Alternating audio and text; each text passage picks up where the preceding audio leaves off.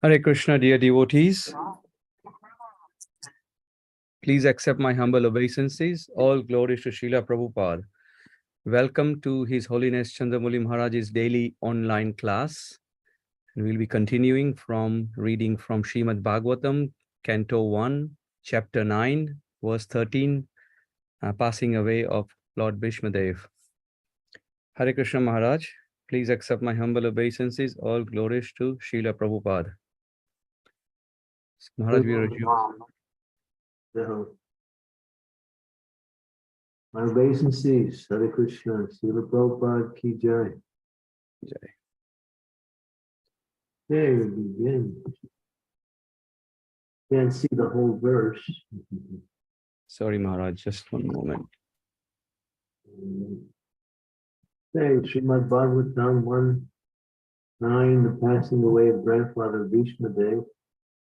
Text number 13, continuation. Om Namo Bhagavate Vasudevaya. Om Namo Bhagavate Vasudevaya. Om Namo Bhagavate Vasudevaya. Samstite Tirate Pando Vikabala Prajavadahu. Yusmat Krite Vaham San Praptato Karvati Muhu. As far as my daughter-in-law Kunti is concerned, upon the great General Pandu's death, she became a widow with many children, and therefore she suffered greatly. When you were grown up, she suffered a great deal also because of your actions.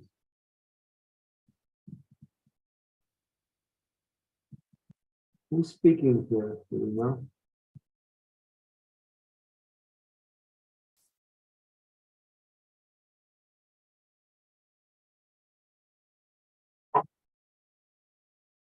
Sorry, Maharaj, you mean who's speaking the verse?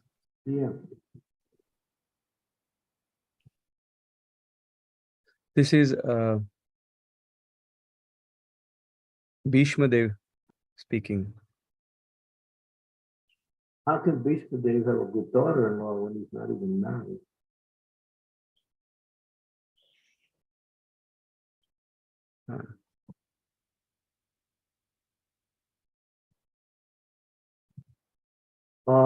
Yeah. Go back to the previous verses. Let's see who's speaking.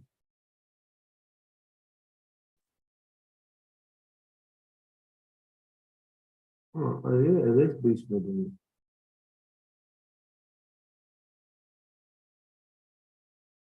He's referring to Kunti as his daughter-in-law.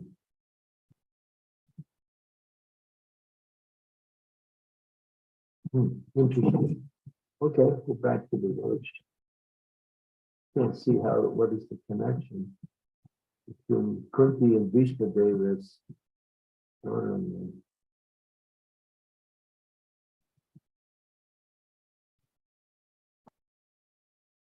The suffering of Kunti Devi are doubly lamented. She suffered greatly because of her early widowhood and to get her minor children brought up in the royal family. When her children would grow up, she continued to suffer because of her son's actions. So her sufferings continued.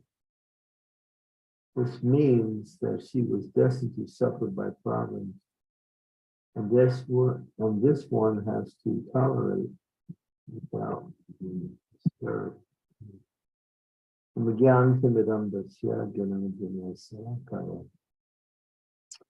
Taksu Unritam Nena Tasmai Shri Guru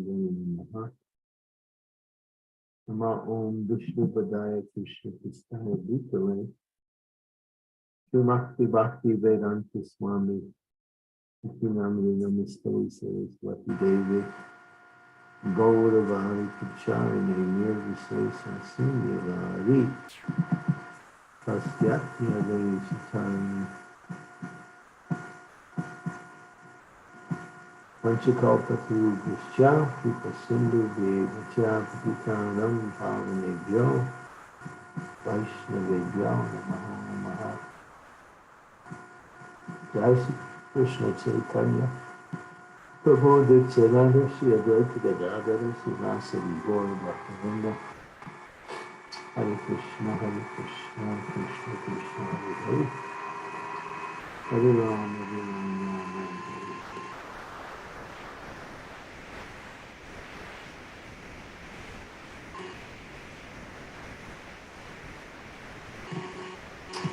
So the sufferings come by way of one's action in the material world.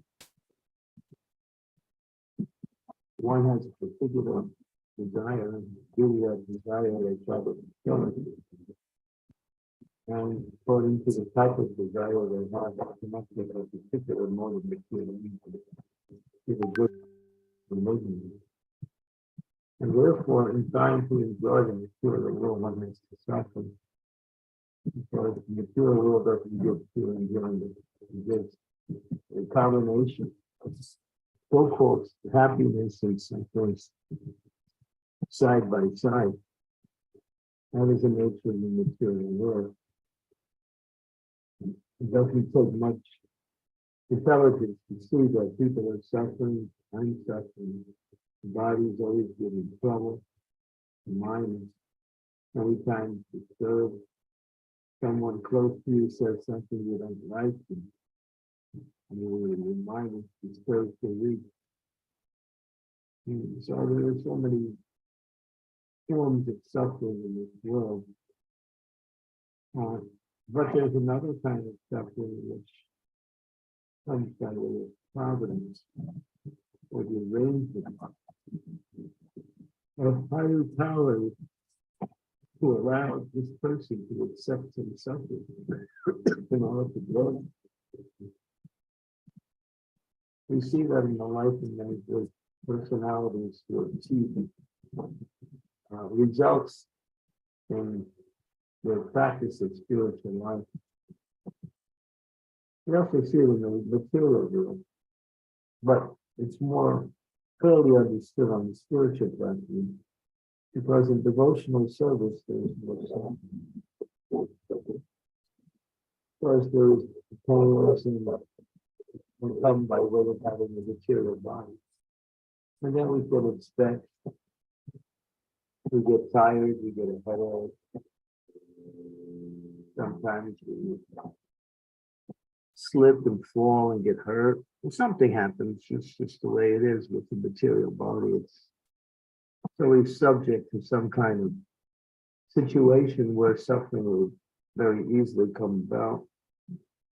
We're not careful at every minute. Just a little inattention causes us.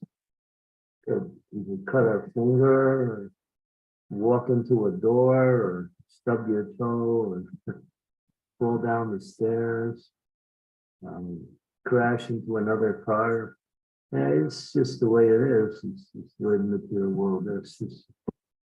It's so very uncertain how things will play out. And if one is not fully attentive, anytime that inattention could cause one to bring on some suffering, and just suffering comes automatically. The body gets old, the body starts breaking down. We go out to enjoy some nice food in the restaurant, and it doesn't settle with our stomach. The next day we're sitting in bed, and there's pains in our stomach.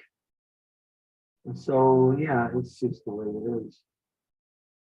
But here, in the suffering that comes by providence, just like we see Srila Prabhupada, he had to undergo much physical and also, you might say, psychological difficulty in order to reach Krishna consciousness. The most prominent thing is his trip, 37 days across the ocean on the Jaladuta, 39 days altogether. the 47 days on the ocean, where there was seasickness, and fog. Prabhupada had to experience 2 heart attacks. So many, what we say, inconvenience making that trek across the ocean. It wasn't a passenger boat, it was a boat for carrying cargo, it was a cargo ship. But that's the best that apparently could be arranged for Prabhupada to cross the ocean. He accepted it because he felt that I have to get there. It doesn't matter how I go, somehow I have to get there. And so when nothing was available, he didn't have any money, couldn't take an airplane flight.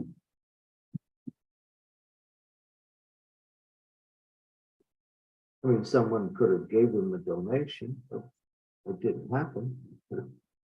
So Prabhupada's difficulties were somewhat orchestrated by Krishna in order to glorify this great soul, to show that whatever it takes to preach Krishna consciousness, it doesn't matter what one has to undergo in order to do it, and they're willing to accept that for a higher principle. Now, this is a very confusing statement because we also hear that one should very carefully take care of their health and not sacrifice their health in order to do more and more service. But in Prabhupada's case, and also here in this particular case, it's a little bit different. Because Prabhupada was destined to bring Krishna consciousness to the entire world. And to illustrate the quality of his devotion, his determination, and his unflinching faith in the instructions of the spiritual master, all of these are foundational for devotees to understand, because as we develop these qualities, we become more and more advanced in our practice of Krishna consciousness.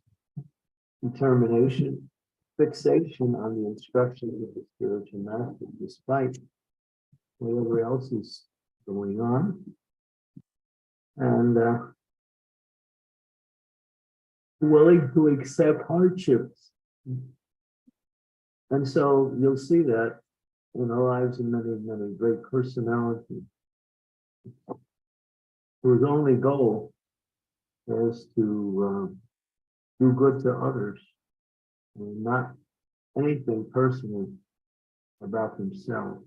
But then the general principle is we should not, Prabhupada chastised, not chastised, but corrected many of his disciples who were neglecting proper eating and sleeping in order to do their service, and therefore they were also winding up getting sick. One very senior lady in our movement, she was doing that, and at one point she had a collapsed lung, her lung collapsed, so she was taken to the hospital. Fortunately, she was able to recover. But Prabhupada later corrected her and said, you shouldn't abuse your body like this, it belongs to Krishna. But then we see Srila Prabhupada himself had to undergo certain things. But in Prabhupada's case, this was a glorification to show the quality of this great soul. Is willing to do anything to spread Krishna consciousness. And here, Kunti, she was a great devotee of the Lord. She was on the platform of pure devotional service. Yet she had to become widowed. She had lost her husband, and she had many children to take care of at the same time. And she wasn't what we say, what you would think would be a person in such an exalted position would have to undergo. But you don't hear her complaining about it. You hear also this Bhagavatam writing about it to show the qualities. And providence means really the hand of God. That's another way of saying the hand of God. How the Lord does two things. If he wants something to happen, it'll happen. Or if something is happening and he doesn't do anything to change it, in other words, he sanctions by agreeing with it. And then that is pure devotion.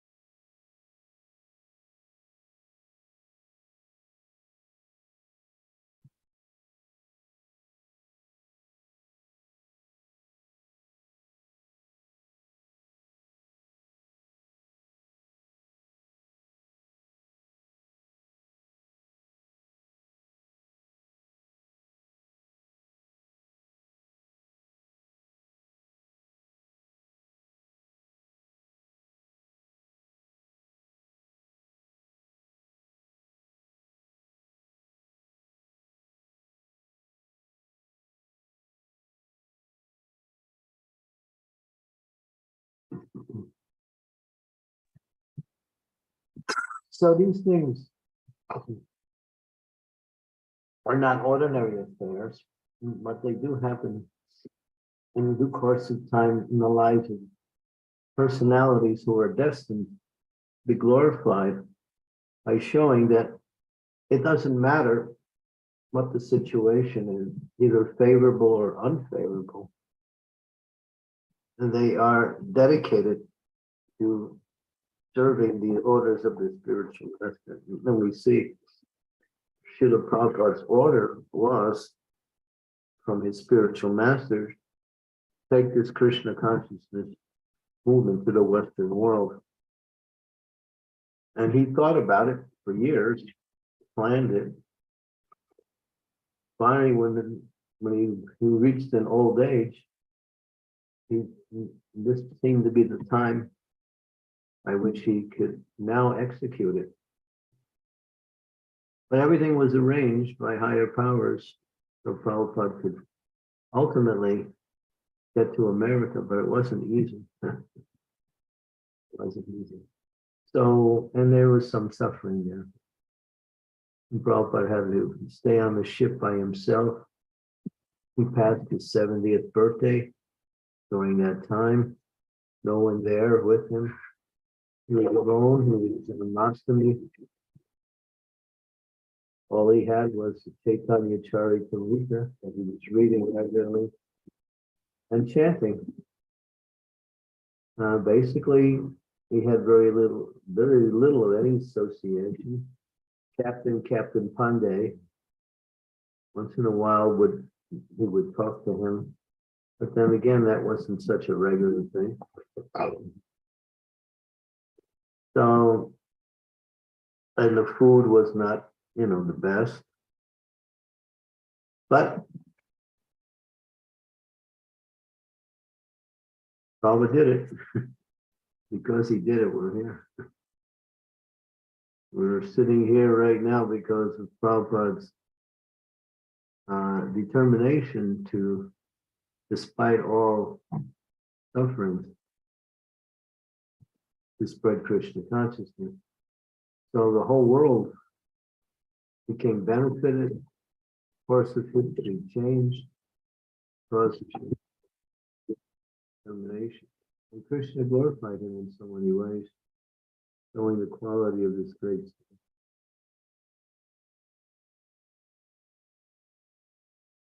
There we see the same thing with Kunti Devi.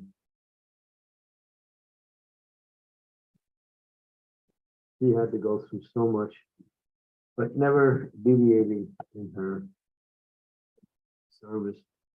We might also reflect in our Krishna consciousness. We sometimes run into some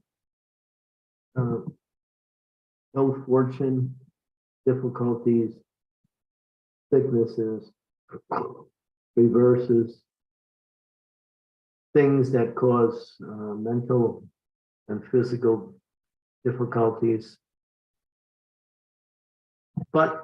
and maybe even things that are even life-threatening, such as very serious diseases. But a devotee knows the material world is what it is. It's just a place of difficulty. My goal is to stay fixed in devotional service and get out of this material world and go back home, back to Krishna. Get rid of this material body, which is the source of all my suffering, and get a spiritual body and be with and serve Krishna in the spiritual world.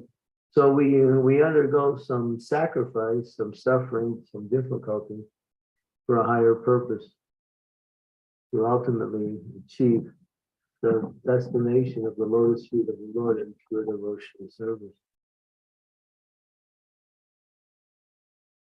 So a devotee doesn't become angry, despondent, complaining, simply goes on with his service and tolerates difficulties.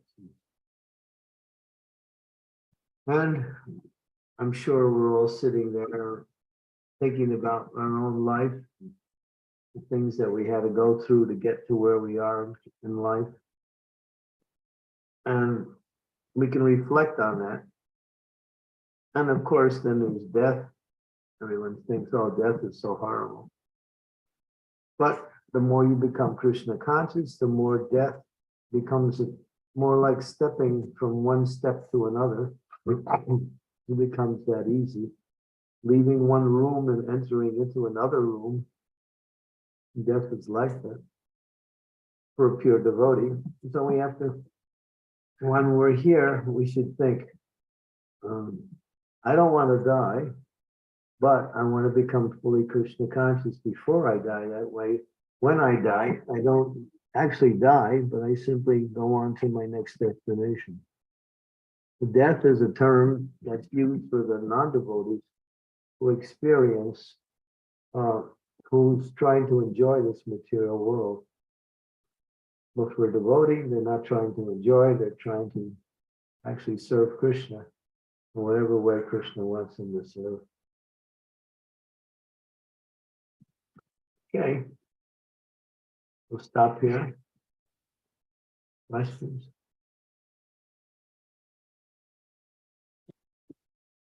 Thank you, Maharaj, for this very deep and a wonderful verse.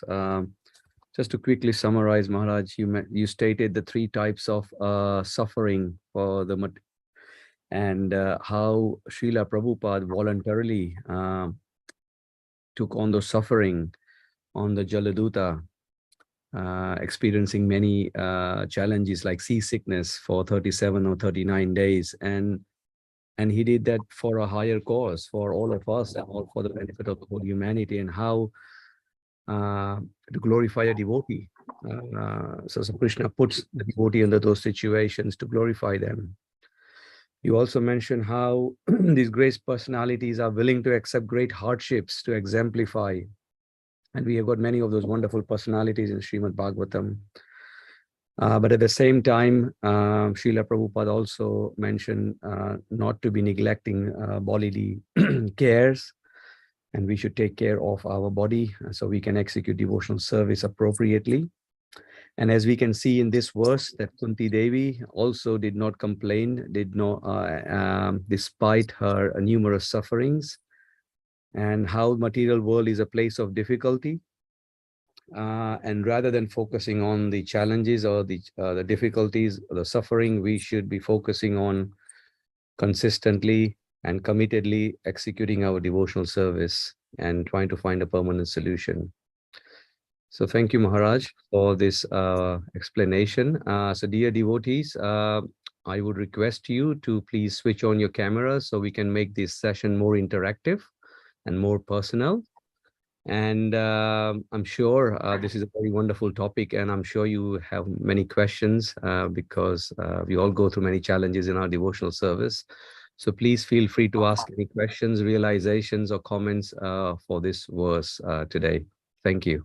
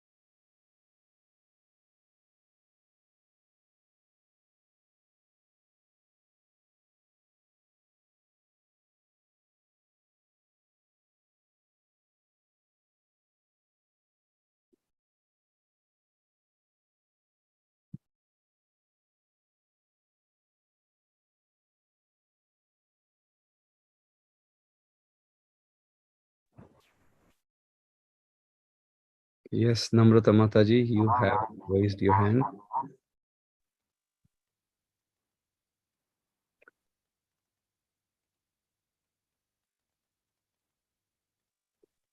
We can't hear you.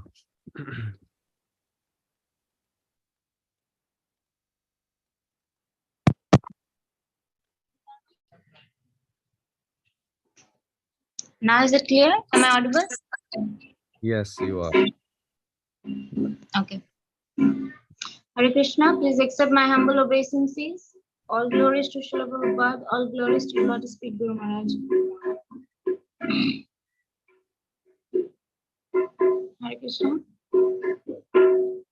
Yes, Mataji, please go ahead. Yeah. Yes. Go ahead. So Guru Maharaj, my question is, when one is trying to renunciate, making extra endeavor, or trying to renunciate desperately, is that also called sense gratification? One should endeavor in the right way. And the mood of endeavor is one should be enthusiastic. Enthusiastic is to use your intelligence to understand how to execute the service. One should be determined when there's some obstacle to continue despite the obstacle. One should be patient to know that the result of the devotional element will come in due course of time. One should associate with regularly with devotee. So all of these qualifies, I think that's a better word, qualifies the element of effort in our devotional service. So if we just blindly go into an activity, You may get it done. You should be also aware of what is the nature of the activity, who is it for, how the best to do it, what is the proper route.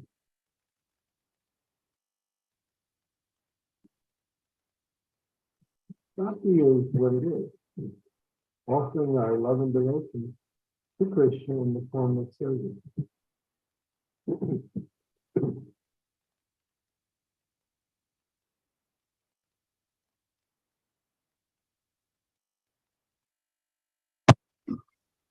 We want to avoid passionate aspect, ignorance aspect. Okay, thank you very much. Hare Krishna.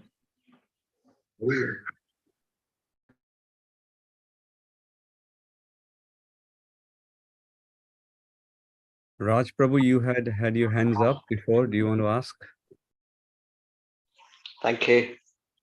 Hare Krishna Maharaj, please accept my humble obeisances. All glories to Srila Prabhupada, all glories to you, Maharaj. It's explained in the Srimad Bhagavatam by Dharma Raj that there are so many possible reasons why people suffer in different ways. And you've also explained some of the reasons. So when one is undergoing some kind of trouble or suffering, firstly, should there be any concern for the reason behind it? And secondly, should they try and find out the reason behind it?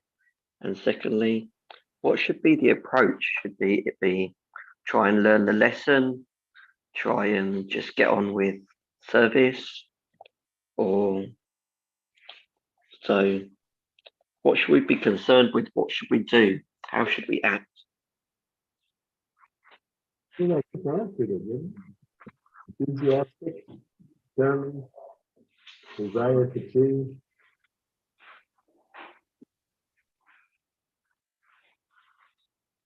Enthusiastic is not lackadaisical. Be eager for the activity and devotion. The devotee doesn't really discriminate between the types of activities they have to perform. They perform the activity as a service.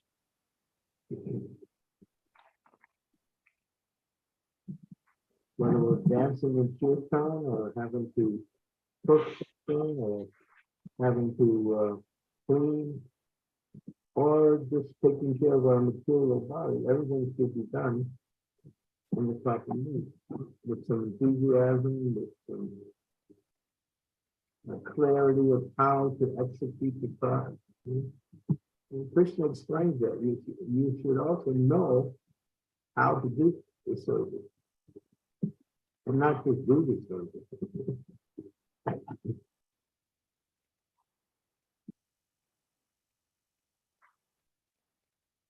We can learn, but that's the ideal to learn. Enthusiasm, just read into Swami's statement. Utsahani Toya Daya Tata Kama Shivajin. It's going to do my Upadesh Amrita, Upadesh Amrita, verse number 2. No, verse number 3. The 6 things that are favorable for the execution of the devotion.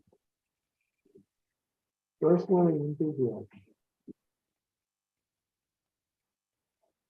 Enthusiasm means to endeavor with intelligence.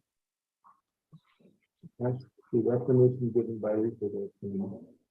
To carry out the service and using your intelligence somehow, that's the biggest thing.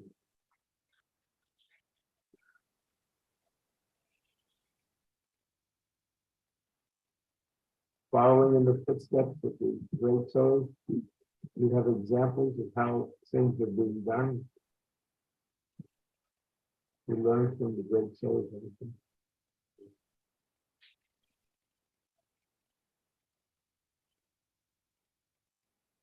Bhakti is not just getting things done.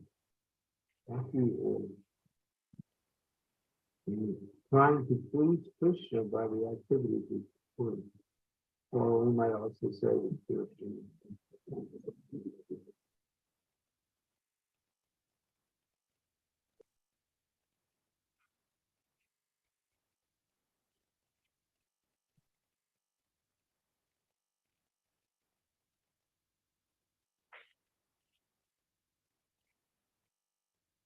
Raj Prabhu, does it answer your question?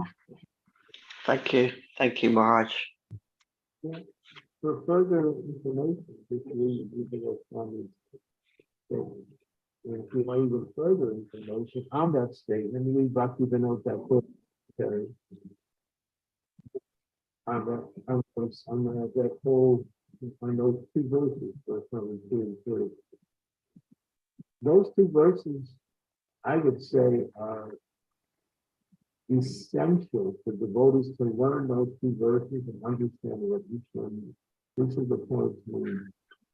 It's a critical point of understanding the nation of Upadesh on each of verse 2 and 3, I would say is mandatory for each and every devotee to read it, to understand it, and learn how to apply it.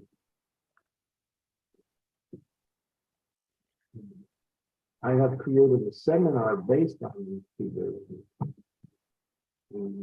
along with the commentary given by Dr. Vinod Thakur, which comes in another book called Shloka.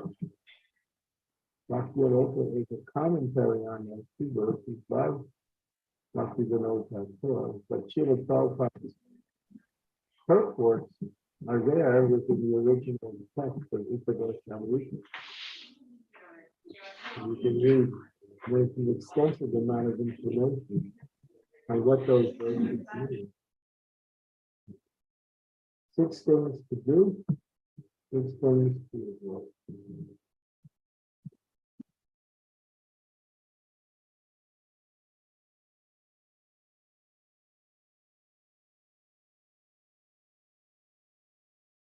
If you want to just dictate, you can go to Upadeshamrita and we can just read the verses. Yes, Maharaj. Maharaj, can I also kindly request, there is the voice issue coming, so the voice is very fade. So if you can speak a little bit closer to the computer, and I will share the verse, Maharaj. Okay, how's that? Is that better? Yes, this is much better, Maharaj. My microphone is not working. So I'm using the built-in mic.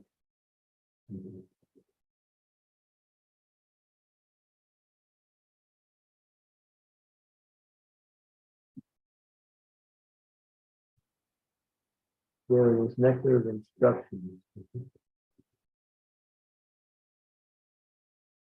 So verse 2. That's the 6 things you should avoid. Verse 2 is the 6 things you should do. Shall I go to verse 2, Maharaj?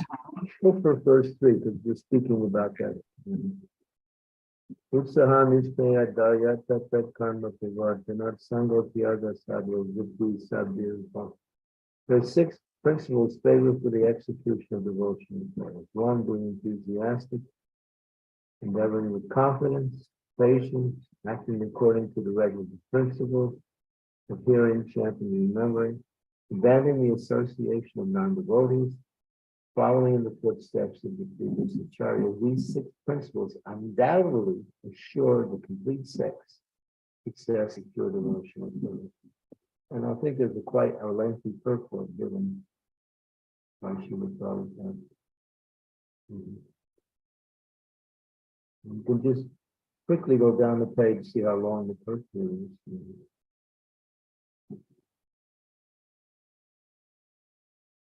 Keep going, just to see how long it is.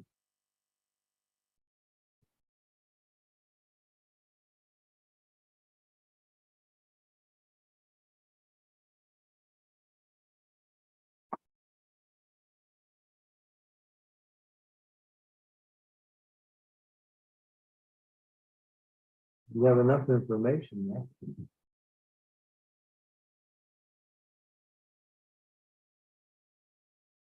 That's just one purpose. So, yeah.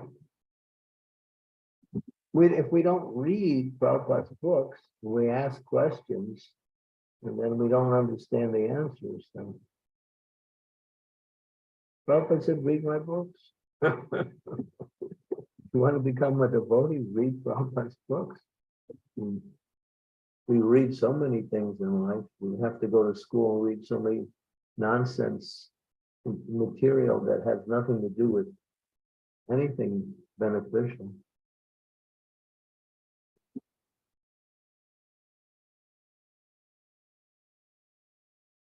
Read these books.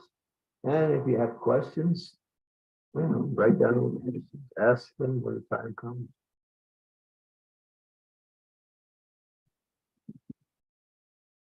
And verse number 2, the previous verse, tells you the 6 things that are unfavorable for devotionals, so you know what to avoid. One's devotional service is spoiled when one becomes too entangled in eating more than necessary, collecting more funds than required, over endeavor for mundane things that are very difficult to obtain, and talking unnecessarily about mundane subject matters. Number 4 is interesting, practicing the scriptural rules and regulations only for the sake of following them and not for the sake of spiritual advancement, or rejecting the rules and regulations of the scriptures and working independently or whimsically. The last, number 5, again, similar to the next verse, association with whirling by people who are not interested in Krishna consciousness, being greedy for mundane achievements. So that requires, and then of course, Prabhupada's purport is also quite lengthy. Prabhupada gave a lot of time and energy to explain what he wanted us to know. Not only giving us the verses, but giving us the explanation. And he spent so much time, energy, and resources in putting out these books, and we don't read them. What's the use? We put them, we have them in our house, we decorate our shelves with them, but we don't read them.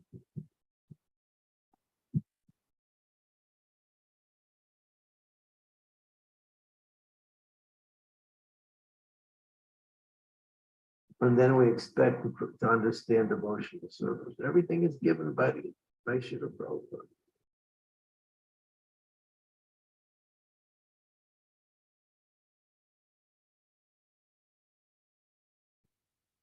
Thank you, Mohan Rasini. Mohan Rasini.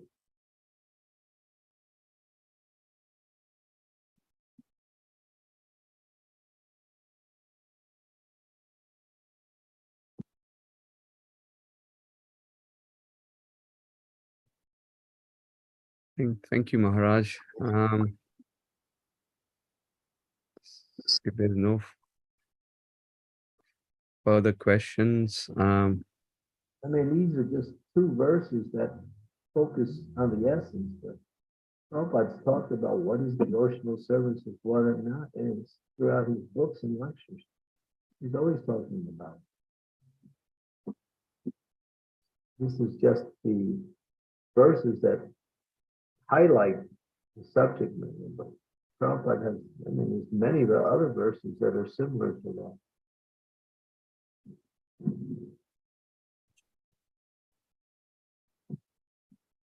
Mhm.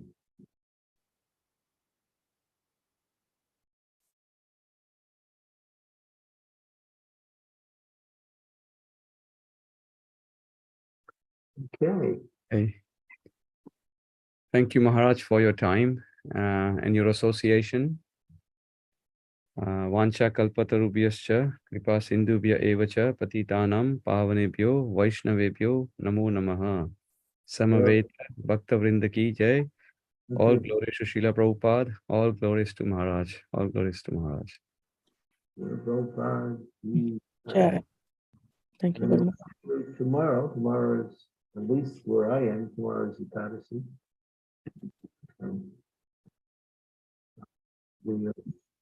It's nice to understand how best you can observe Ekadasi.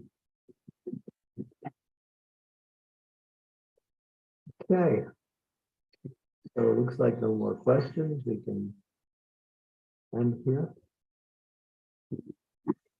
Yes, Maharaj. Thank you so much, Guru Maharaj. Thank you. Hare Krishna. Hare Krishna. Can you hear me? Yes, Guru Maharaj. Yes, Maharaj. Okay. Thank you. Prabhupada ki Jai. Hi, Gurudev. Thank you very much. Thank you very much. Guru. Thank you, Guru Maharaj. Hare Krishna. Thank you, Guru Maharaj.